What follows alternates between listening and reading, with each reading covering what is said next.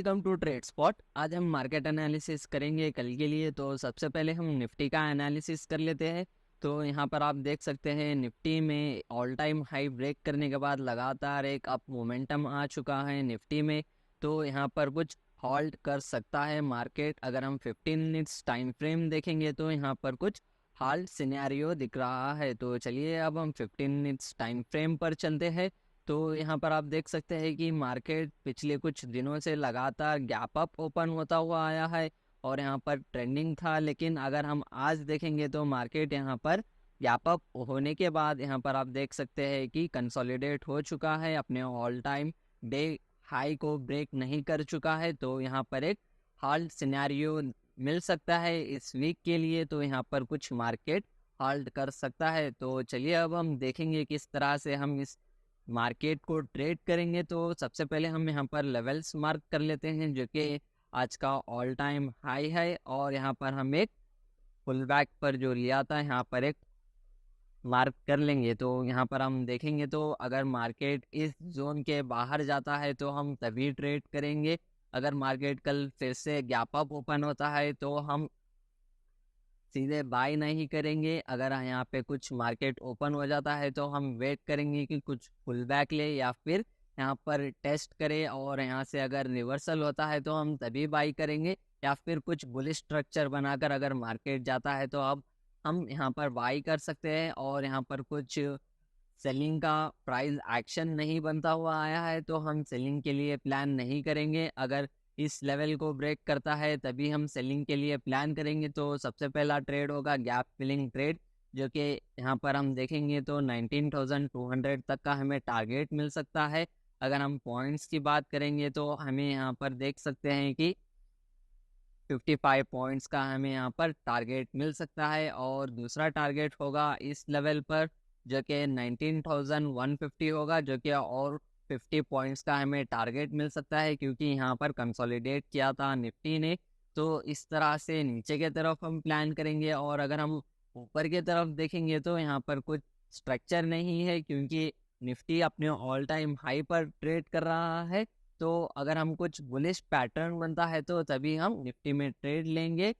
चलिए अब हम चलते हैं बैंक निफ्टी पर। तो बैंक निफ्टी पर यहाँ पर आप देख सकते हैं बैंक निफ्टी में उस तरह का मोमेंटम नहीं था जिस तरह से 15 मिनट्स में मोमेंटम था निफ्टी में। तो यहाँ पर आप देख सकते हैं कि लास्ट प्रीवियस डेज में यहाँ पर आप देखेंगे तो मार्केट फर्स्ट दिन अच्छा खासा मोमेंटम दिखाया, लेकिन नेक्स्ट डे गैप अप हुआ, साइडवेज चला गया था। लेकिन फिर से गैप अप, फिर से यहाँ पर कुछ खास मोमेंटम नहीं था। और यहाँ पर आप देखेंगे तो यहाँ पर एक अच्छे खासे गैप अप के साथ मोमेंटम था, लेकिन फिर से मार्केट ने यहाँ पर देखेंगे तो अपने डे हाई को ब्रेक नहीं किया, कंसोलिडेट कर चुका है। तो यहाँ पर भी बैंक निफ्टी में कुछ बेयरिश मोमेंटम नहीं दिख रहा है, यहाँ पर सेलिंग का सिनेरियो नहीं है। तो हम वेट करेंगे इस लेवल्स को ब्रेक होने का, जो कि यहाँ पर आप देख सकते हैं यहाँ पर कंसोलिडेट किया है। अगर मार्केट 45,280 को ब्रेक कर देता है या फिर 300 को ब्रेक करता है तभी हम प्लान करेंगे बाई करने के लिए। और अगर हम इस लेवल को ब्रेक कर देता है तो हम यहाँ तक का एक स्कैल्पिंग ट्रेड ले सकते हैं जो कि प्रीवियस डेज ओपन था, जो कि 130 पॉइंट्स का होगा। और अगर इस लेवल को तोड़ता है तो हम यहाँ तक का टारगेट बुक कर सकते हैं जो कि गैप फिलिंग ट्रेड होगा। बैंक निफ्टी में भी चांसेस बहुत ज़्यादा है कि कल एक रिवर्सल हो या कुछ पुल बैक हो और फिर से बैंक निफ्टी ऊपर की तरफ चला जाए। लेकिन अगर गैप अप ओपन हो जाता है तो सेम निफ्टी के जैसा हमने प्लान किया था बैंक निफ्टी में भी उसी तरह से ट्रेड करेंगे। चलिए अब हम कुछ स्टॉक्स देख लेते हैं। तो सबसे पहला स्टॉक है अंबुजा सीमेंट। तो यहाँ पर आप अंबुजा सीमेंट में देख सकते हैं कि स्टॉक अपने 200 मूविंग एवरेज के पास ट्रेड कर रहा है। यहाँ पर एक ब्रेकआउट दिया था, पुल बैक लिया, रैली किया, लेकिन फिर से यहाँ पर आप देख सकते हैं कि 200 मूविंग एवरेज के पास आ चुका है।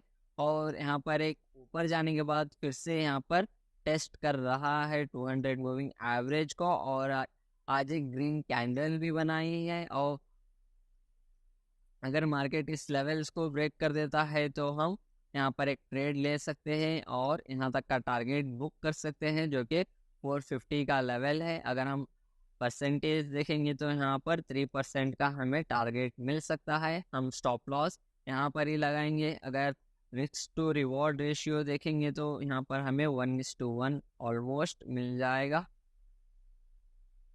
तो यहाँ पर एक 1:1 का हमें ट्रेड मिल सकता है अंबुजा सीमेंट में।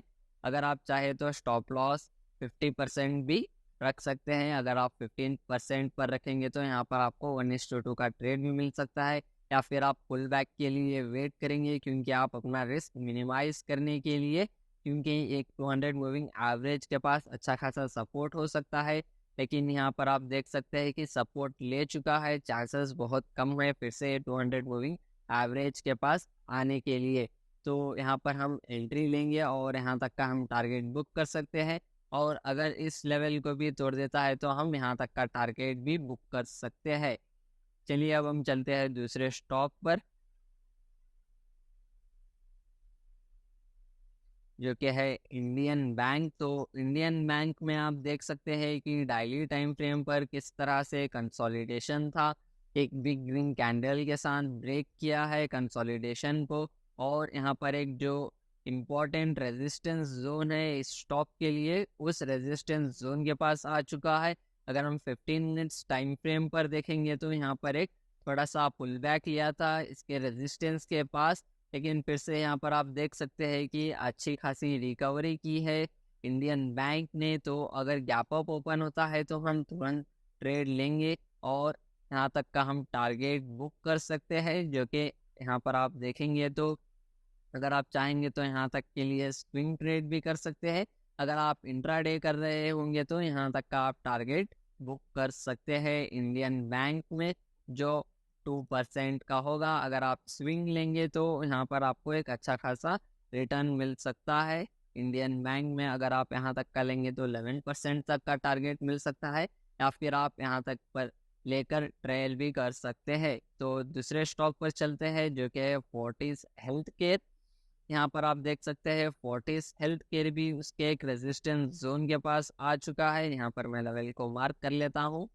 तो यहाँ पर आप देखेंगे तो यहाँ पर एक रिवर्सल का चांस भी है फोर्टिस हेल्थ केयर में, क्योंकि यहाँ पर जो इसके पास में आया था फिर से नीचे की तरफ गया, कंसोलिडेट किया, ब्रेक किया और गैप अप ओपन होकर फिर से नीचे की तरफ आ चुका है। यहाँ पर एक सेलिंग सिनेरियो बन रहा है। तो हम यहाँ पर 15 मिनट्स टाइम फ्रेम पर देख लेते हैं।